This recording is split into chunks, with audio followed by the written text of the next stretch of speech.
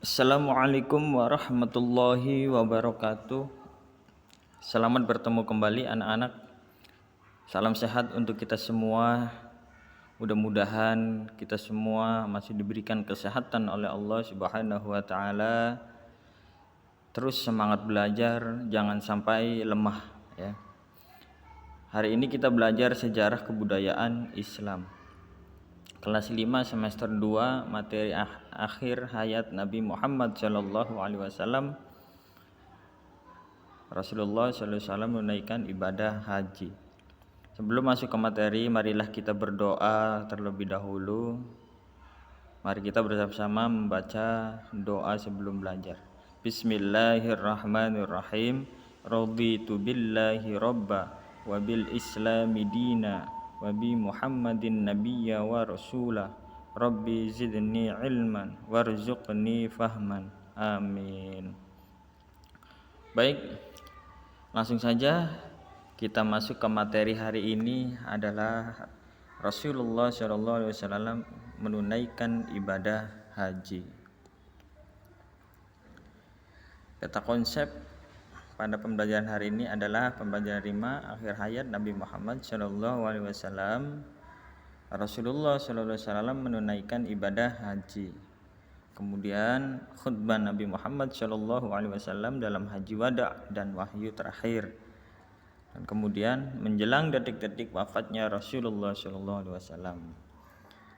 Nah, coba kamu perhatikan gambar berikut. Nah, di situ amati, coba ada yang bisa menceritakan gambar tersebut. Kegiatan apa yang nampak pada gambar tersebut? Ya, ibadah haji. Dan sekarang kita membahas Rasulullah SAW menunaikan ibadah haji. Nah, jadi pada pembelajaran ini dijelaskan pelaksanaan ibadah haji yang dilakukan oleh Rasulullah SAW dan kaum muslimin. Nah, ibadah haji ini kemudian dikenal dengan sebutan haji wada atau haji perpisahan.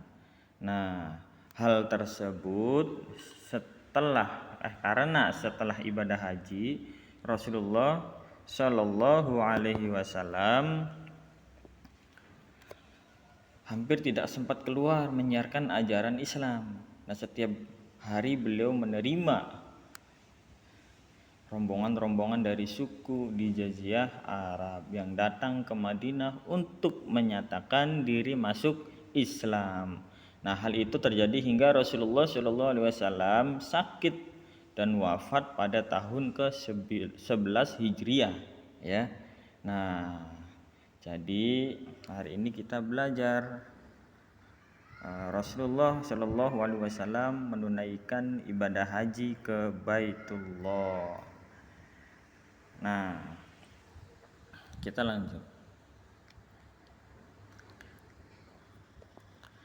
Nah,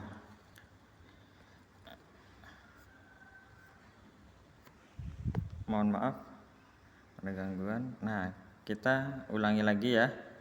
Nah, lihat di sini ada video dan nanti sambil Pak Egi jelaskan. Nah, jadi pemeluk Islam semakin hari semakin banyak. Nah, bukan saja mereka yang tinggal di Madinah dan Mekah, tetapi sudah meluas hingga sebagian besar Jazirah Arab. Nah, Rasulullah SAW merasa sangat bahagia ketika mengetahui jumlah kaum muslimin semakin bertambah. Nah, pada saat itu Rasulullah SAW mengutarakan maksudnya untuk menyempurnakan Islam dengan ibadah haji ke Ka'bah di Madinah. Nah, jadi beliau berniat berangkat ke Mekah pada tahun ke-10 Hijriah. Nah, mendengar kabar tentang niat Rasulullah SAW itu, jadi para sahabat serta kaum muslimin di Madinah dan sekitarnya menyambut gembira dan mereka menyatakan diri akan ikut serta menunaikan ibadah haji. Nah, ini adalah ibadah haji yang pertama dilakukan oleh Rasulullah Shallallahu Alaihi Wasallam semenjak hijrah di Madinah. Nah, jadi setelah Fathul Makkah, kaum muslimin semakin bertambah banyak dan kuat. Nah, Islam semakin meluas ke seluruh jazirah Arab.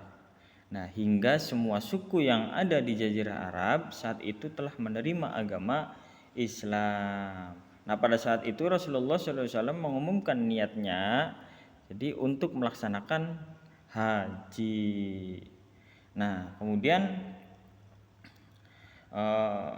pada tanggal 25 Zulqa'dah tahun ke-10 Hijriah, Rasulullah SAW bersama lebih dari 90.000 kaum muslimin berangkat menuju Mekah untuk menunaikan ibadah haji. Ketika dalam perjalanan menuju Mekah ini, kaum muslimin semakin bertambah. Nah, dari jumlah mereka mencapai hingga tidak kurang dari 124.000 orang ya. Nah, baik yang berjalan kaki maupun yang mengendarai unta. Nah, ibadah haji yang dilakukan Rasulullah Shallallahu Alaihi Wasallam inilah yang kemudian menjadi pedoman kaum muslimin dalam menjalankan manasik haji. Nah, gitu ya.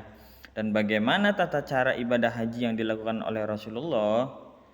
Nah, ibadah yang dilakukan oleh Rasulullah Shallallahu Alaihi Wasallam ketika haji wada adalah jadi Rasulullah Shallallahu Alaihi Wasallam melaksanakan ihram sejak tiba di Zulhulaifah.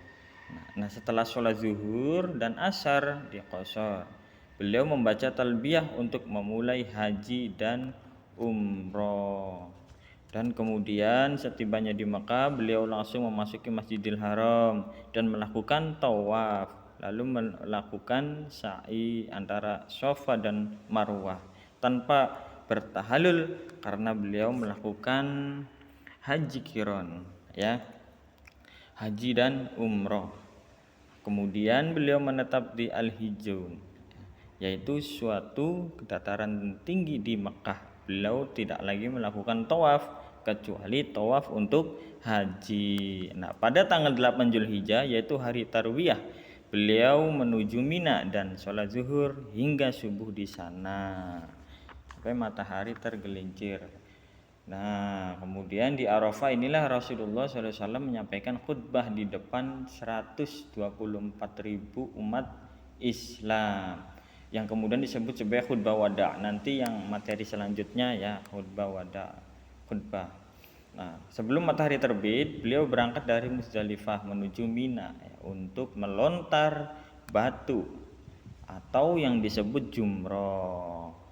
Nah, kemudian dari tempat jumroh beliau menuju tempat penyembelihan kurban. Kemudian dengan menunggang Al-Qaswa beliau melanjutkan perjalanan menuju Mekah dan sholat zuhur di sana.